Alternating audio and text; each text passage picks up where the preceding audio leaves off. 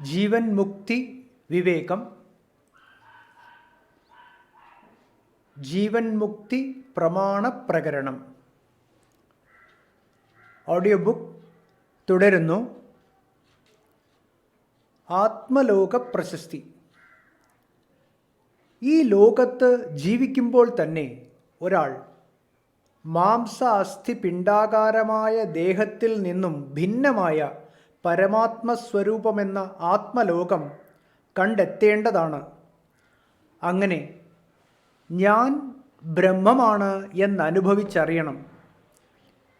ഇതനുഭവിക്കാതെ മരിക്കുന്നയാളിന് ആത്മലോകമായ പരമാത്മാവ് അറിയപ്പെടാതെ പോകുന്നു. അയാൾ അവിദ്യയാൽ മൂടപ്പെട്ടവനായി തന്നെ പരലോകത്തെത്തുന്നു. അതുകൊണ്ട് ശോകമോഹാദികൾ അവനെ വിട്ടുമാറുന്നില്ല.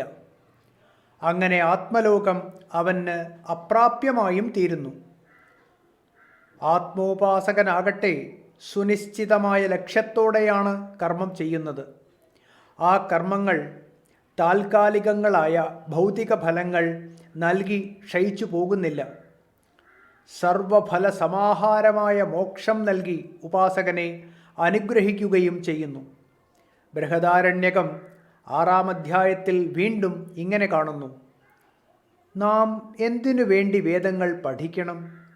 എന്തിനു വേണ്ടി യാഗങ്ങൾ ചെയ്യണം? സന്തതി കൊണ്ട് നമുക്ക് വിശേഷിച്ചെന്ത് പ്രയോജനമാണ്? ഈ ആത്മാവ്, ഇതാണ് നമ്മുടെ ലോകം. ഉപനിഷത്ത് ഇങ്ങനെ തുടരുന്നു: സന്തതിക്കായി കൊതിക്കുന്നവർ ചുടുകാടുകളിൽ എത്തിച്ചേരുന്നു. സന്തതിക്ക് കൊതിക്കാത്തവർ അമൃതത്വം വരിക്കുന്നു. ഇപ്രകാരം ഈ ലോകം കൊതിക്കുന്നവർ എല്ലാം ത്യജിച്ച് സന്യസിക്കുന്നു എന്നും ഉപനിഷത്ത് പ്രഖ്യാപിക്കുന്നു. മേൽ കാണിച്ച ഉപനിഷത്ത് ഭാഗങ്ങളിലെല്ലാം ആത്മലോകമാണ് പരാമർശിക്കപ്പെട്ടിട്ടുള്ളത്. ഈ ആത്മാവ് മഹാനും അജനുമാണ് എന്ന ഉപക്രമത്തെ തുടർന്നാണ് ഈ വിശദീകരണങ്ങൾ കാണപ്പെടുന്നതും. ആത്മലോക പ്രാപ്ത്യുപായം. കാണപ്പെടുന്നത്, അനുഭവിക്കപ്പെടുന്നത് എന്നാണ് ലോകശബ്ദത്തിനർത്ഥം. ആത്മാനുഭവം ആഗ്രഹിക്കുന്നവർ സന്യസിക്കേണ്ടതാണെന്നാണ് ഉപനിഷത്ത് താൽപ്പര്യം.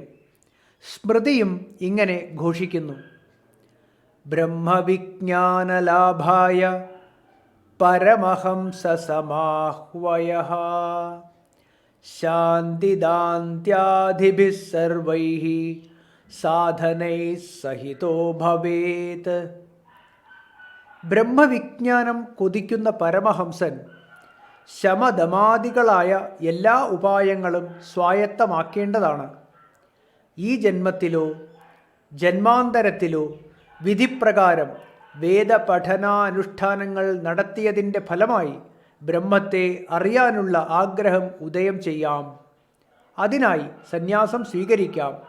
ഇങ്ങനെ അറിയാനുള്ള ആഗ്രഹത്തോടുകൂടി സന്യസിക്കുന്നതാണ് വിവിദിഷാ സന്യാസം. അറിവിന് ഹേതുവായി ഭവിക്കുന്ന ഈ സന്യാസം 2 വിധമുണ്ട്. പുനർജന്മ ഹേതുക്കളായ കാമ്യകർമാദികളെ വെടിയുക മാത്രം ചെയ്യുന്നതാണ് ഒരു തരത്തിലുള്ള സന്യാസം. മറ്റേത് സന്യാസത്തിൻ്റേതായ ചിഹ്നങ്ങളെല്ലാം സ്വീകരിച്ചുകൊണ്ട് പ്രൈഷമന്ത്രോച്ചാരണത്തോടുകൂടി സന്യാസാശ്രമം സ്വീകരിക്കേണ്ടതാണ്. ഭൂലോകം, ഭുവർലോകം, സുവർലോകം ഇവ 3 ഞാൻ ഉപേക്ഷിക്കുന്നു എന്ന അർത്ഥം വരുന്ന ഒരു മന്ത്രമാണ് പ്രൈഷമന്ത്രം. ഇത് ഉച്ചരിച്ചുകൊണ്ട് വേണം സന്യാസാശ്രമം സ്വീകരിക്കാൻ. പ്രൈഷോച്ചാരണത്തോടെ സന്യാസം സ്വീകരിക്കുന്നയാളിൻ്റെ അമ്മയും പത്നിയും പുരുഷജന്മത്തിന് അർഹരായിത്തീരുന്നു. ജിജ്ഞാസുവാകട്ടെ തപസ്വിയും ജ്ഞാനിയും ബ്രഹ്മനിഷ്ഠനുമായും ഭവിക്കുന്നു. ത്യാഗമാണ് ബ്രഹ്മാനുഭൂതി കൈവരുത്താനുള്ള ഉപായമെന്ന് തൈത്തിരീയ ഉപനിഷത്തും പ്രഖ്യാപിക്കുന്നു. 4-ാം അധ്യായത്തിൽ ഇങ്ങനെ കാണുന്നു: കർമ്മം കൊണ്ടോ സന്തതി കൊണ്ടോ ധനം കൊണ്ടോ അമൃതത്വം ലഭിക്കുന്നതല്ല. ത്യാഗമൊന്നുകൊണ്ട് മാത്രമേ അമൃതത്വം അനുഭവിക്കാൻ പറ്റൂ.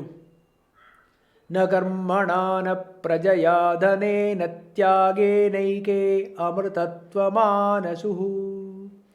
ഈ ത്യാഗത്തിന് സ്ത്രീകളും അധികാരികളാണ്. മോക്ഷധർമ്മത്തിനുള്ള ചതുർധരി ടീകയിൽ ഇക്കാര്യം വ്യക്തമാക്കിയിട്ടുണ്ട്. ഭിക്ഷുകി എന്ന ശബ്ദത്തെക്കുറിച്ച് സുലഭയും ജനകനുമായുള്ള സംവാദമാണ് പ്രകൃതം. സ്ത്രീകൾക്ക് വിവാഹത്തിനു മുൻപോ ഭർത്താവിൻ്റെ മരണത്തിനു ശേഷമോ സന്യസിക്കാവുന്നതാണ്. ഭിക്ഷാചര്യം, മോക്ഷശാസ്ത്ര ശ്രവണം, ഏകാന്തത്തിലുള്ള ധ്യാനാഭ്യാസം മുതലായവ അവരും ആചരിക്കേണ്ടതാണ്. ത്രിദണ്ഡം മുതലായ സന്യാസ ചിഹ്നങ്ങളും അവർക്ക് സ്വീകരിക്കാവുന്നതാണ്. ബ്രഹ്മസൂത്ര ഭാഷ്യം 3-ാം അധ്യായം 4-ാം പാദത്തിലും സ്ത്രീ സന്യാസം അംഗീകരിച്ചിട്ടുള്ളതായി കാണുന്നു. ദേവതാധികരണത്തിൽ ഭാര്യ മരിച്ചുപോയ പുരുഷൻ്റെ സന്യാസത്തെക്കുറിച്ച് ചർച്ച ചെയ്യുമ്പോഴാണ് ഇക്കാര്യം വ്യക്തമാക്കിയിട്ടുള്ളത്. സ്ത്രീ സന്യാസത്തിന് ദൃഷ്ടാന്തമായി വാചക്നവിയെ ചൂണ്ടിക്കാണിച്ചിട്ടുമുണ്ട്. സർവോപരി ബൃഹദാരണ്യകത്തിലെ മൈത്രേയി ഇക്കാര്യം സംശയാതീതമായി ഉറപ്പിക്കുന്നു. 5-ാം അധ്യായത്തിൽ മൈത്രേയി യാജ്ഞവൽക്യനോട് ചോദിക്കുന്നത് നോക്കുക. എനിക്ക് അമൃതത്വം വരിക്കാൻ പ്രയോജനപ്പെടാത്ത ധനസമ്പത്ത് കൊണ്ട് ഞാൻ എന്തു ചെയ്യാനാണ്? ഭഗവാൻ അറിയുന്ന സത്യം തന്നെ എനിക്കും പറഞ്ഞു തരൂ. സന്യാസാശ്രമ സ്വീകാരം കൂടാതെ ആത്മജ്ഞാനം നേടാവുന്നതാണ്. ബ്രഹ്മചാരികൾക്കും ഗൃഹസ്ഥന്മാർക്കും വാനപ്രസ്ഥന്മാർക്കും ചിലപ്പോൾ സന്യാസാശ്രമ സ്വീകരണത്തിന് എന്തെങ്കിലും പ്രതിബന്ധം നേരിട്ടുവെന്നും വരാം. അവർ സ്വാശ്രമധർമ്മങ്ങൾ അനുഷ്ഠിച്ചുകൊണ്ടിരിക്കവേ തന്നെ ആത്മജ്ഞാനത്തിനായി മാനസികമായ കർമ്മത്യാഗം പരിശീലിക്കേണ്ടതാണ്. ഒരിക്കൽ കൂടി വായിക്കാം.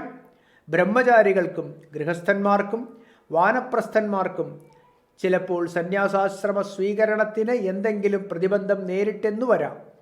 അവർ സ്വാശ്രമധർമ്മങ്ങൾ അനുഷ്ഠിച്ചുകൊണ്ടിരിക്കവേ തന്നെ ആത്മജ്ഞാനത്തിനായി മാനസികമായ കർമ്മത്യാഗം പരിശീലിക്കേണ്ടതാണ്. ശ്രുതിസ്മൃതി പുരാണ ഇതിഹാസങ്ങളിലും ലോകത്തിലും അത്തരം തത്വജ്ഞാനികളെ വേണ്ടുവോളം കാണുവാനുണ്ട്. വിവിധിഷാ സന്യാസത്തിൻ്റെ കഥ ഇങ്ങനെ നിൽക്കട്ടെ. നമുക്ക് വിദ്വത് സന്യാസം എന്താണെന്ന് വിശദമായി മനസ്സിലാക്കാൻ നോക്കാം. വിദ്വത് സന്യാസം.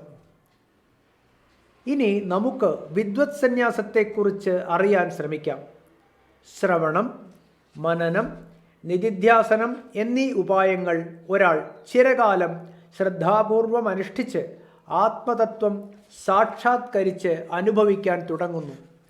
ഇങ്ങനെ വേദിയായി കഴിഞ്ഞ ഒരാൾ കൈക്കൊള്ളുന്ന സന്യാസമാണ് വിദ്വത് സന്യാസം.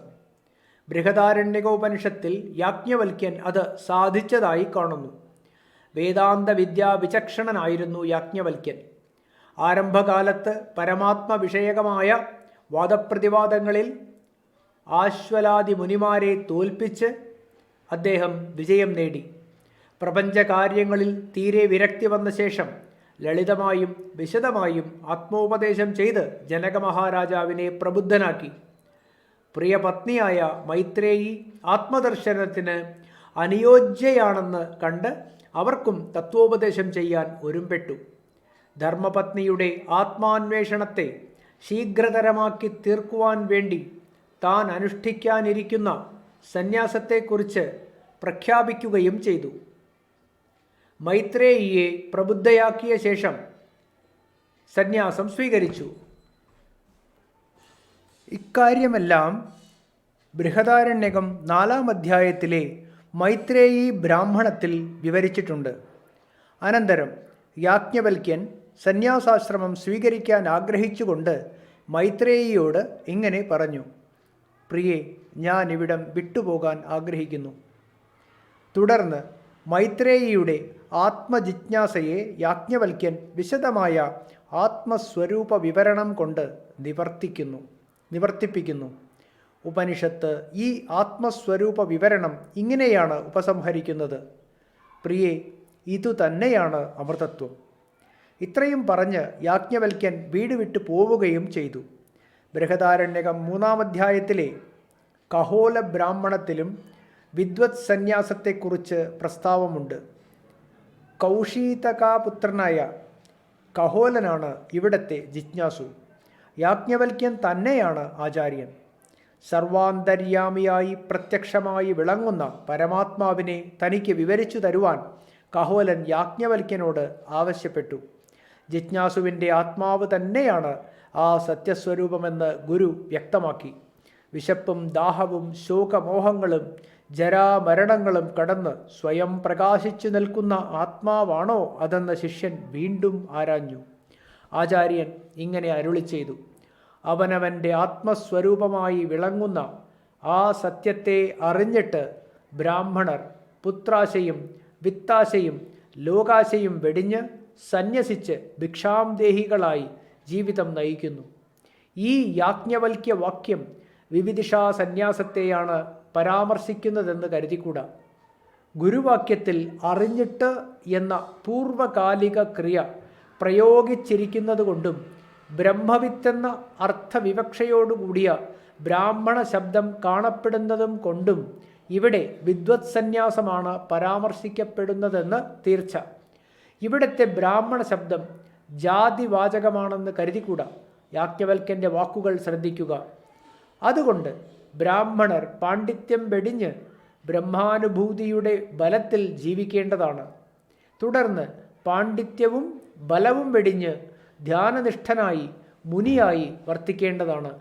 ഒടുവിൽ മൗനവുമില്ല, മൗനരാഹിത്യവുമില്ല എന്ന നില കൈവരും.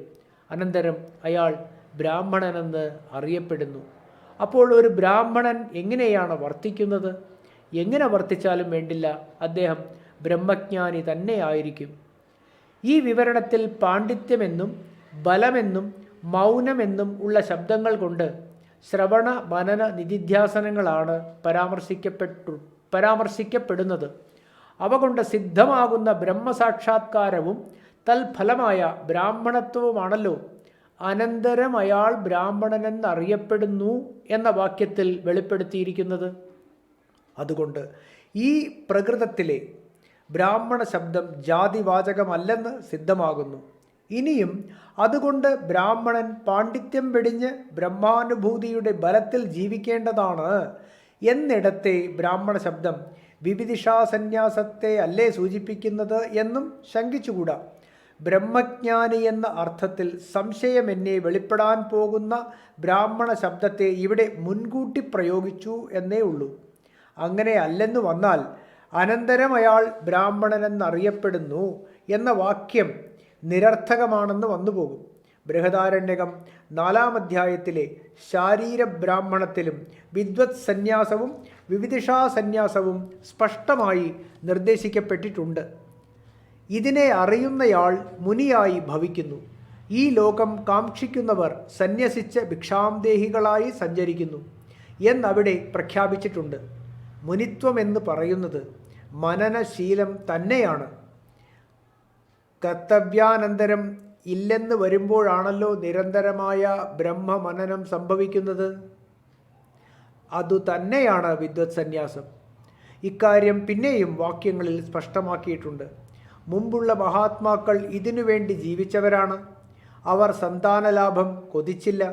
ഈ ആത്മലോകം തേടുന്ന നമുക്ക് സന്താനങ്ങളെക്കൊണ്ട് എന്തു കിട്ടാനാണ് എന്നവർ കരുതി. പുത്രാശയ്ക്കും വിത്താശയ്ക്കും ലോകാശയ്ക്കും മീതെ അവരുയർന്നു ഭിക്ഷാംദേഹികളായി ബ്രഹ്മാനുഭൂതിയിൽ മുഴുകി. ഈ ആത്മലോകം എന്നുള്ളതുകൊണ്ട് പ്രത്യക്ഷത്തിൽ അനുഭവിച്ചു കൊണ്ടിരിക്കുന്നത് എന്നാണ് അർത്ഥം.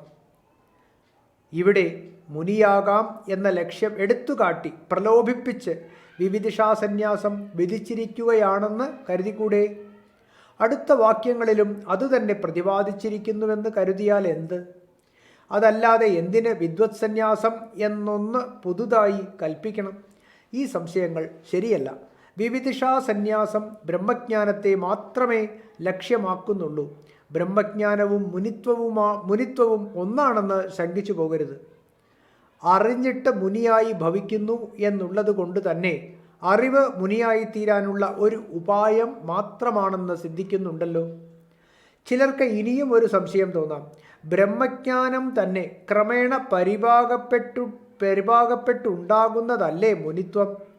അപ്പോൾ അറിവിൽ കൂടി വിവിധിഷാ സന്യാസം നേടിത്തരുന്ന ഫലം തന്നെയാണ് അതും എന്ന് കരുതിക്കൂടെ?